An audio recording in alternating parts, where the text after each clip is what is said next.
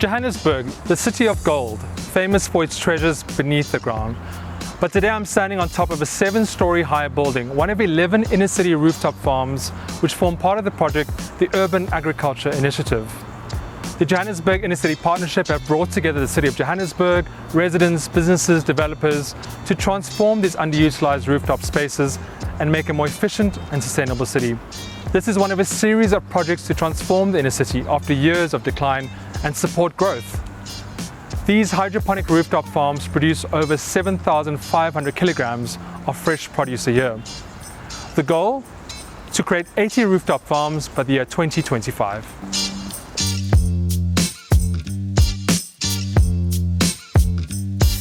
If one were asked what comes to mind when I say inner city Johannesburg, farming would certainly not be on the list.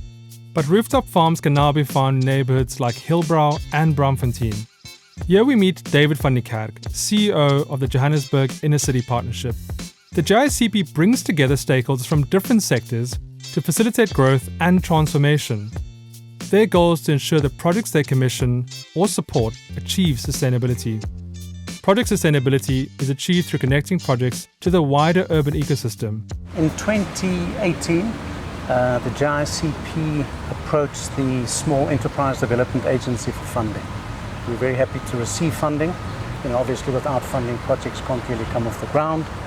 But with the funding, we were then able to approach people who were in need of jobs and provided a training platform and also provided these farms for the successful entrepreneurs to actually become farmers. I suppose the rest is history. A lot has happened in between, but that was the very start of the project. How would one begin to convince or work with governments on a rooftop farm project? I'd say for this kind of a project and for others, it's very important to understand what government's objectives are. When you're pitching such a project, it's important to understand not only what's available in the city's IDP or strategy document, but to really talk to people in departments, both officials and politicians, and understand what's important to them. Because if we can't make the link between what's important to us and to them, build that bridge, there's no way forward. What we've done all along is to make sure that we get the right people. It's not always the head of the department. There's, there could be a particular person that's passionate about the project area, the sector that you're working in. It's important to identify that person. And obviously the heads of departments have their roles, but typically we found that these champions are the people that we like to identify and build good relationships with. What does incubation mean, and how could other cities and towns incubate projects? The incubation is the process where one organization works with another, typically smaller, newer organization, and helps them to get to grips with the things that a business needs. And the JICP, we were involved for just over 2 years, as I said, in terms of incubating this program.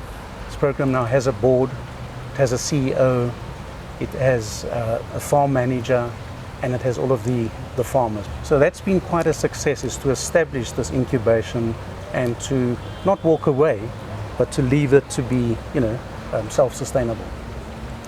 We started off as a funding from government, and typically the kind of donor funding community is the way that you would start with such a project.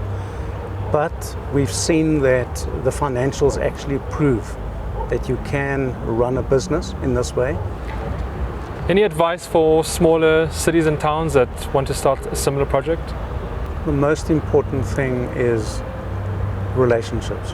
It's to get government, get the city, get your property owners, get them together and start talking about it. That's the most important thing you can do. The JICP has other projects on the go which work hand in hand with the Urban Agriculture Initiative. They have years of experience in successfully initiating a range of projects which seek to turn the tide on negative perceptions and realities in Joburg's former business hub. You've got to see this whole thing in context. And one of the projects that we're also busy with is the walkable network. So we're doing a lot of work in terms of linking the rooftops with the walkable network. I think the JICP way is to never wait. Start immediately.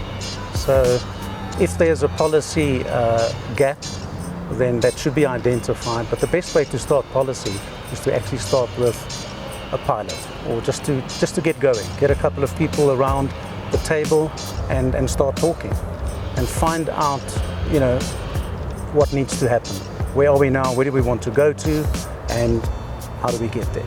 I think any policy or plan that's created divorced from a real life situation actually just becomes a plan on the shelf, and that's the last thing that we want. The JICP are in the business of partnerships.